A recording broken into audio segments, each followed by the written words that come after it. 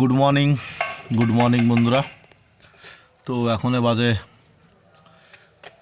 11টা, ঘুম থেকে উঠলাম এখনে। আর আমরা অলরেডি আজকে চলে এসেছি উড়িষ্যা ভুবনেশ্বরে। তো আমার গোডাউনের মধ্যেই এই দেখো ইন্দ্রই যে, আর এই খাবার দেখতে পাচ্ছি যে ইন্দ্রই রান্না করে সকালবেলা ফুলকপি আর রুই মাছ। ঠিক আছে, সকালে রান্না করলো আলু দিয়ে, ফুলকপি দিয়ে রুই মাছ, আর আমাকে দেখো 2 পিস মাছ দিয়ে দিয়েছে। ঠিক আছে, তো খেতে বসে গেছি। আর এই যে ইন্দ্র, দেখো এই যে ইন্দ্র ওখানে খাবে, ওইখানে রান্না করেছে ইন্দ্র, আর আমি এখানে।